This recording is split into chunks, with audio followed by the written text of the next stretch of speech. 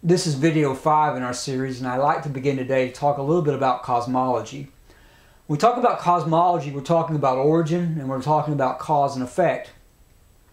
There are numerous theories and numerous ideas that can be presented, but I can't think of one that doesn't come back to one of the three major points.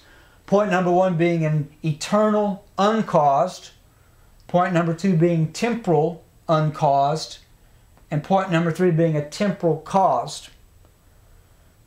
When you talk about the eternal uncaused, I run across this argument sometimes. You've probably heard it too. Someone might say, well, as a theist, you have God who is eternal, you say, and He's your primary cause. Well, why can't matter be eternal? Logically, that's a sustainable position. It is logical to think about the idea that it's possible for matter to be eternal.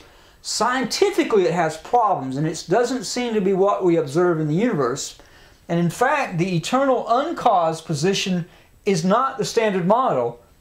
Whenever I hear of the eternal uncaused, I think of Carl Sagan. You remember Carl Sagan before he passed away? He would say things like, the cosmos is all that there is and all there was and all that there ever will be. But that's not the standard model.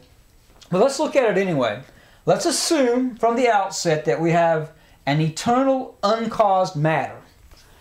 At some point in time, we have what we call the Big Bang. And over the passage of time, things cool down and they assemble themselves into our observable universe, the galaxies and stars and everything that we see. The problem with the primary cause in this idea comes here at the bang. We have to ask the question, what caused the bang? Not only do we have to have a first cause, but the first cause has to be a sufficient cause. Because the Big Bang took all the matter that existed in the universe and moved it, if you will, for 13 to 15 billion years. So the idea of a first cause comes in here. Also, like we said, thermodynamics, laws of physics, and observation do not support the eternal uncaused position. The standard model that we have today is the temporal uncaused position.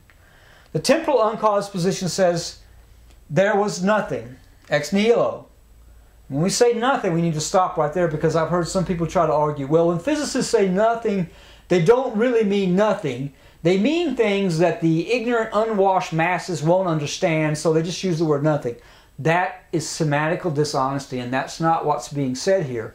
Keep in mind, the temporal uncaused theory, this is not the pocket universe, this is not the embedded universe, this is not the multiverse, this is not the cosmic ether, this is not the vacillating vacuum wave, this is not the string or the thread theory. Those theories are different. They're on the table, they're open for discussion, but they each come with greater problems than the temporal uncaused problem. And so far, since the 1930s, we haven't found anything that can knock this one off of its pedestal. The idea that something came from nothing. But let me tell you something. This is not something coming from nothing. This is everything coming from nothing.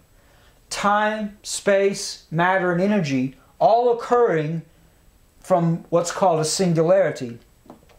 My understanding is that Hawkins and his partner now are trying to come up with a different model. And the point of that model is to get away from that idea of a singularity.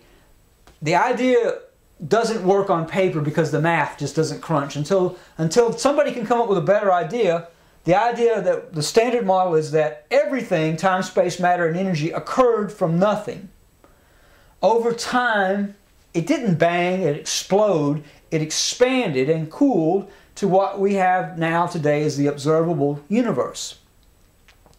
I like to give an illustration on the idea of creation ex nihilo.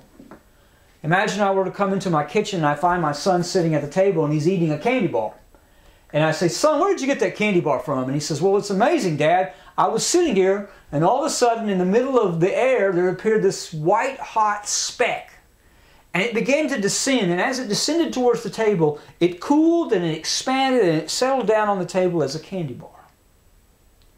I dare say if your child were to say that to you, you would begin disciplining them at that point, or you would consider them a candidate for psychological or psychiatric help. Because that's not plausible. Things just don't happen. But I want to tell you something, the candy bar illustration has more plausibility than the temporal uncaused argument. Because in the candy bar illustration, we have time, space, matter, and energy to work with. We've got air, we've got dust particles. We have something. The temporal uncaused has nothing. Now the temporal caused still is creation ex nihilo. It's still creation out of nothing, but in the blank, we insert God. You say, well, define your term God. I'm going to define my term God in this way, in the most simplest way. Metaphysical and very powerful. I would like to use the term omnipotent, but I can't sustain omnipotence yet.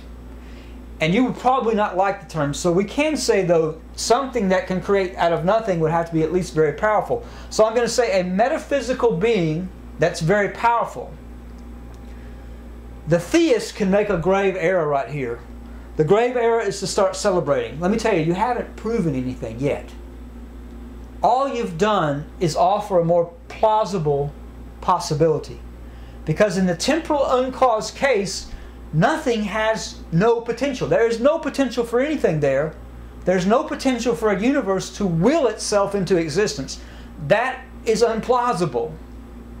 In the temporal caused argument, we do have a metaphysical, powerful being that at least offers us a more plausible starting point.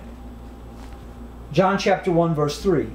All things came into being through Him, and apart from Him nothing came into being that has come into being.